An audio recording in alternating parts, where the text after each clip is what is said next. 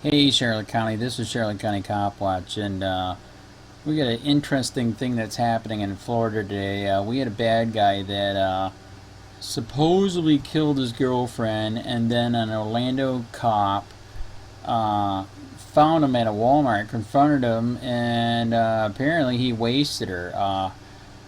We don't know exactly what happened. Was he doing an illegal arrest? Maybe the guy was defending himself. You do have the right to defend yourself, by the way, if they're doing an illegal arrest. So, who knows what happened, but that lady was wasted. It was a lady cop. Um, I'm going to be honest, I'm 50-50. That's the job she's in, so she took the chance. I mean, that's just like if you join the army, you take the chance. That's life. A lot of people die every single day. Everybody dies, period. But how many lives does she destroy while she was on duty for all those years? That's a thing to think of too, because when you mess with one person's life, you actually destroy a lot of lives. That could be the breadwinner for the family, and you just destroyed a whole family by ticketing him, imprisoning him, kidnapping him for victimless crimes, etc., etc. So. Our founding fathers did not fight for this crap, man. Everything is illegal and you are not free. And so that's why, not so you mean I'm 50-50. I mean, everybody dies, man. And that was her choice. But here's the interesting part that pisses me off, because it relates to another story that just happened.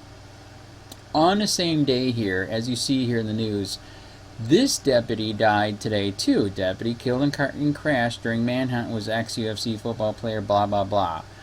Alright? They keep saying all these cops are, being killed nationwide. Do you realize a lot of them were killed because of their own fault? And or just died, and or just got in an accident, etc. So here's a great example of it. Right here, the sheriff was going after somebody, and an old guy pulled out in front of him. He couldn't stop, supposedly, or he thought the guy, would get out of his way because they're sheriffs, or cops, whatever. They're gods, so you must get out of their way. But this is the part that pisses me off. They're trying to tie this guy who is way far away, not even in the same county. They're trying to tie it to this black guy that executed the black cop lady, and it has nothing to do with it. And then the reason why I said this makes me sick, that they're trying to do this bull crap. It has nothing to do with that case, and they keep repeating it all day on TV, internet, radio. It pissed me off all day, and I finally get to make a video here about it. Is because there's another similar incident that just happened here in Florida, I think a week ago, where two black guys were robbing some cars. Two cops walked up and they busted them doing it. One black guy ran. The other guy stayed in his car and tried to get away in his car. They say that he was a threat, that he was going to hit him. So as he's driving away, they freaking unloaded in his car, on this black guy's car, and killed him. And when you see the video, he was not a threat to them. He did not try to run him over. I mean, it pisses me off when they say that, because in most situations, the car was nowhere near where he could have killed a cop. It's bull crap. It's a freaking lie. It's an excuse to execute you with ungodly amount of hail of bullets. But his partner that he was with, that he was robbing with, they are charging him with the death of the guy that they just wasted in the car. It is unfreaking real, mind-blowing, insane. And so me and my COPWATCH buddies here are starting to wonder, are they going to make this death on that black guy too? Because it's related. It's just insane. Freaking Florida is so freaking messed up, corrupt. It's not even funny. So, and there again, I'm 50-50. The guy's gone, but how many people's lives did he destroy, man? For victimless crimes, unconstitutional crap. This guy in the motorcycle, cop. So, there again, I'm 50-50 on the death. I mean, man, I can't even imagine if we pulled up his history, how many people he ticketed, arrested, how many lives were connected to each one of those people that were affected. Just so, like I said, I'm 50-50. Everybody dies. You picked a profession, just like I said too. If, you pick to be in the army. There's a chance you're gonna die. So, um, yeah, interesting day, messed up day. Florida trying to connect this cop who has nothing to do with the execution of the other cop, trying to connect it to it, and I wonder if they're gonna charge the black guy with it, because I'm gonna puke.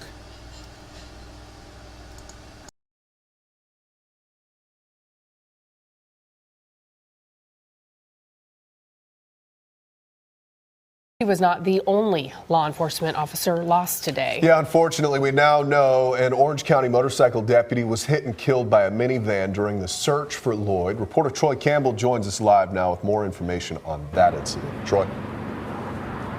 Well, Matt and Lisa, we're told by FHP that 35-year-old Orange County motorcycle deputy, he was traveling southbound here on Pine Hills Road while that minivan was heading northbound. It attempted to take a left here on Balboa when the two collided. FHP says that 35-year-old motorcycle deputy was ejected from his bike. Now, the driver, a 78-year-old man from Claremont, was in town for an appointment. I'm told that the driver was very remorseful and said that he thought he had enough time to turn to avoid the deputy. 3 people did witness this crash. Unfortunately, investigators say there's no surveillance video from either the intersection cameras or area businesses showing the crash. Now, on the terms of how this deputy was loved by other law enforcement, FHP Sergeant Kim Montez, she says she personally knew that deputy who was killed here today, getting emotional when we asked her to describe him. This deputy is a phenomenal deputy. He is so lovable. He's a big giant, like the sheriff said. Everybody will agree to that. This deputy you never saw him when he wasn't smiling or laughing. He backed up everybody. He helped everybody. Everybody knows him. And about 10 minutes after the call went out for this crash, 46-year-old motorcycle deputy Nelson Borjas, he was responding about a block away, heading over here when he was struck by a second vehicle. Now, fortunately, he only suffered minor injuries and was taken to ORMC. And as of now, we are still waiting for the Orange County Sheriff's Office to identify this 35-year-old deputy, because we are told that his family lives out of state. Matt, Lisa? Just a tough situation all around. Troy Campbell, live for us. Thank you.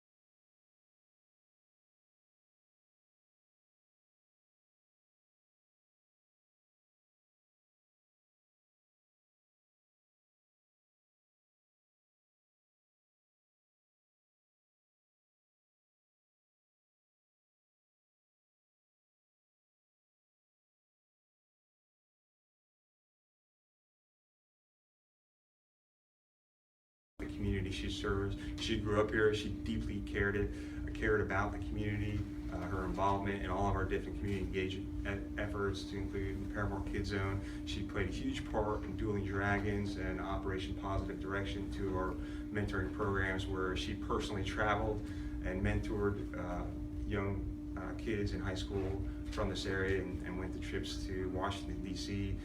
And all over the country. So she deeply cares. It is really tragic anytime a police officer is killed in the line of duty, but she was so deeply involved in the community. It hurts all the more, because I know that she was trying to do her part to make this community safer. She's going to be forever missed.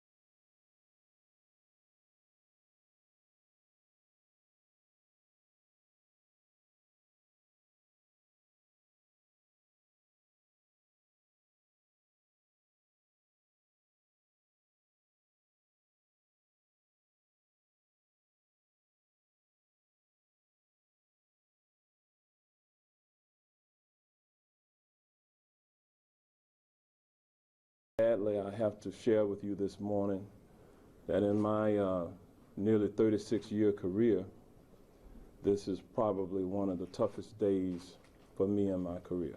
All of the Metro Orlando area, for Floridians, for people in this nation today, to lose 2 law enforcement officers during this Law Enforcement Officer Appreciation Day is indeed a tragedy. Again, I reiterate that we still have work to do to try to locate the subject that is responsible for this incident. That subject has been identified as Markeith Lloyd Sr., date of birth October the 8th, 1975. I know the entire police department for the city and the county is working diligently to bring justice and ensure the community is safe and secure. Unfortunately, over the past year, officers all across our state have faced challenges like never before.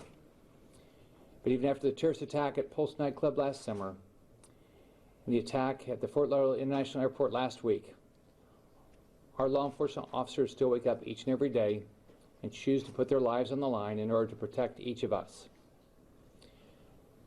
I had the honor of visiting the Orlando Police Department last week to meet these officers firsthand, to thank them on behalf of all Floridians. It breaks my heart that one of them has already been senselessly killed this morning. I proclaim this week as First Responder Appreciation Week, and on the first day of it today, this tragic shooting serves as a sobering reminder of how important it is for each of us to take every opportunity to thank every law enforcement officer across the state, because they're putting their lives on the line every day to keep us safe.